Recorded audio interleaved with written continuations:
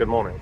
I'm currently on a bus. I'm heading to Galway. I've got a personal appointment to take care of today. So I need to head down to the city. It's going to unfortunately take most of my day, but I'll be back hopefully. I mean, if I'm lucky, I'll get back early this afternoon. If not, I will get back sort of evening time, and then I'll just have to do my work then. But that's what we're on with today, and I have a bit of time. The bus ride's going to be like another hour and a half or something. So I thought I'd record a little update on why am I here, what's happening, what's the purpose of the mission, etc., etc. So those of you who know me, obviously I'm English, live in England. We started British Orthodoxy maybe 2 years ago now, I think, probably around 2 years ago. And at the time, obviously the intention of the channel was that we were going to have a few of us, we were going to go around Britain, and we were going to go to pilgrimage sites, we were going to interview priests, etc., etc., and then occasionally we'd, go on a pilgrimage to Greece or something like that, as you've seen in the Corfu series, or etc., etc. So that was the intention of the channel originally, but obviously life takes its twists and its turns. Unfortunately, over time, for various personal reasons, I largely became the only one really managing the channel, and I obviously struggled to find the time to edit all the videos, etc., etc. I've got a backlog of plenty of footage, but I cannot find the time to edit it. So that's where the channel was up until about a month ago, 2 months ago. And then 2 months ago, I got the opportunity to move to Ireland and come and work on the mission with Father Robert, which I took up very swiftly and thought, well, it's a brilliant opportunity to document what's going on here, etc., etc., etc. However, I am obviously well aware that obviously the channel's called British Orthodoxy, and it's now largely about Ireland, of which Ireland is not in Britain. So we're discussing possibly creating a channel for the mission, St. Patrick's channel, which will then do things that are more specifically pertaining to the mission on there, and then I'll probably post kind of personal updates of what I'm doing still on this channel. But that's kind of needs to be fleshed out. We need to create it, we need to get all the footage for it, etc., etc. So we need to think about that, but we're definitely strongly considering that as a possibility, just because it doesn't seem very fitting that a channel called British Orthodoxy is primarily about somewhere outside of Britain at this point. So we'll see. But yeah, it was about 2 months ago. I took the opportunity to come out here, and I think the real fundamental purpose of being out here is missionary work. I think that's fundamentally why I'm here. I've come here to, I'm a reader in the Church Abroad, so as Father Robert's one of our priests, I've come to help him in a liturgical context as a reader, so he has someone that can help him perform the services and all those very important things, which is a lot of what we do. We do try and keep as many of the services as possible. We try and keep as many of the feasts as possible, because ultimately it's our greatest weapon in the spiritual war. It's our greatest tool for evangelism is to perform the liturgy. It is to do all the various other services of the church.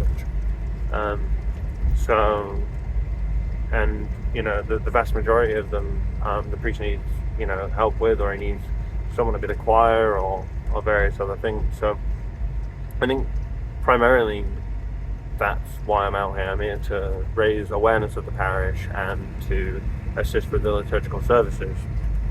But on top of that, I'm also here to help Father Robert get his community farm up and running.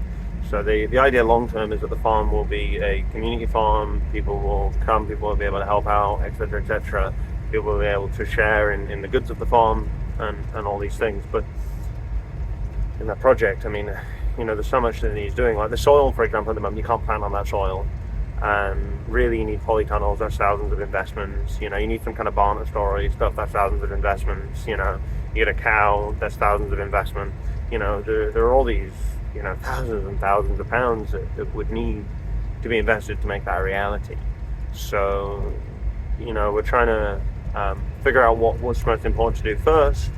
The permaculture pond is definitely high up on that list. Um, but we think we can't actually do it till spring because if we hand dig it, it should be easier in spring, from what we can tell. At the moment, it seems incredibly difficult. And the other option is that there's a guy around the corner who has a digger, and he could come and do it with the digger. But the problem is, he needs to get his digger up there, and at the moment it just seems too wet. It just seems too wet for him to get up there. Whereas in spring, once it's dried out, his digger can drive a lot better. So that might just have to wait till spring. There's a chance that in January we might try and plant a forest. But the Irish government offers significant grants for forest planting over a 10-year period. Depending on how much you plant, they'll give you a few €1,000 every year just for letting it sit there and not touching it, which is exactly what we want to do anyway. We want to plant it for 10-15 years and not touch it. So, I mean, obviously, coppicing and, looking after the forest, but not chopping any of the trees down for, 10 to 15 years.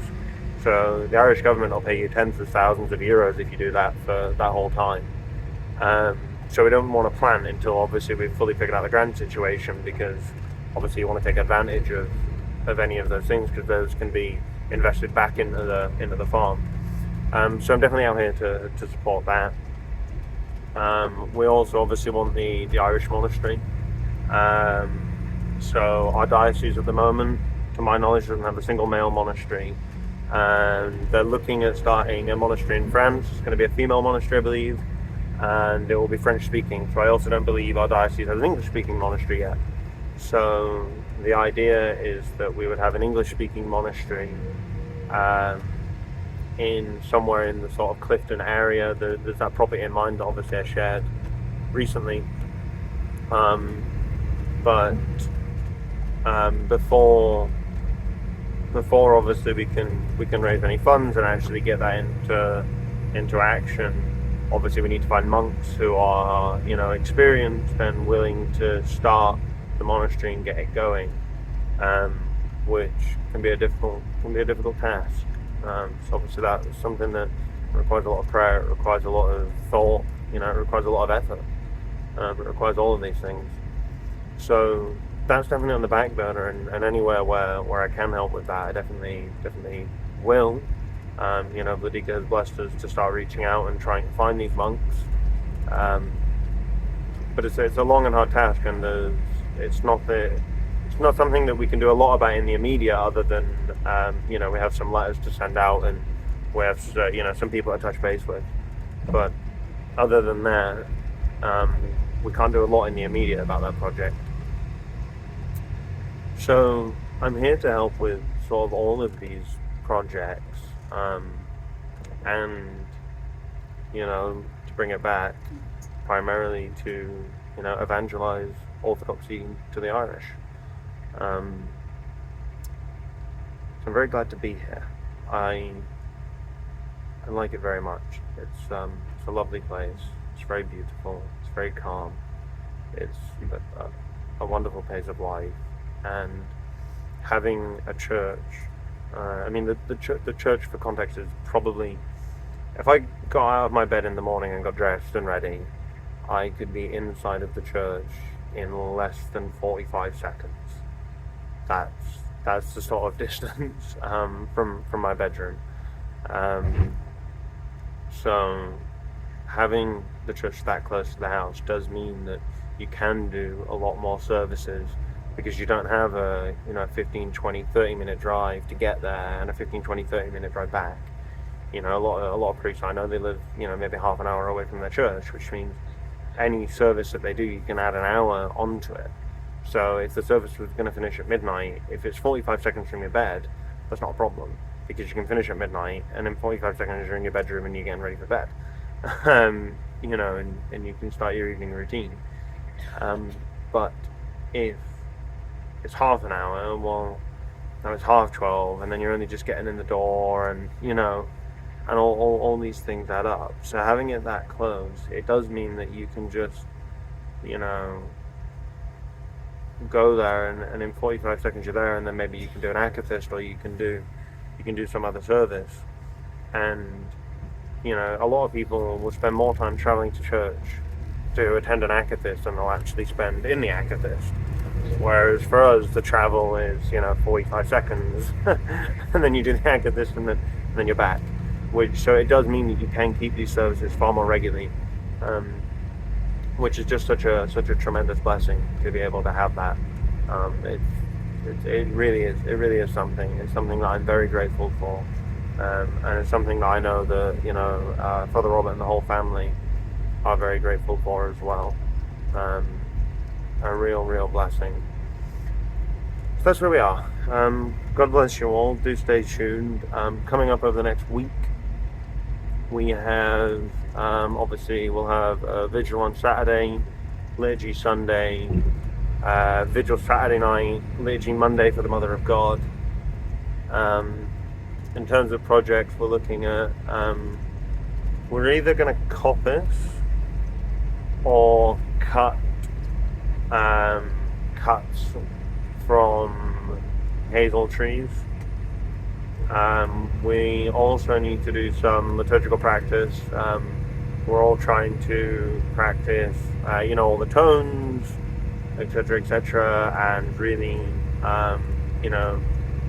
improve our liturgical repertoire and our liturgical abilities. So I know Father Robert's very keen for us to get some practice done on that. He wanted to do that today until I reminded him that, unfortunately, I have some personal things to take care of in Galway. So that's what's on in the immediate. Do stay tuned. I'll keep you all updated. God bless you all. See you soon.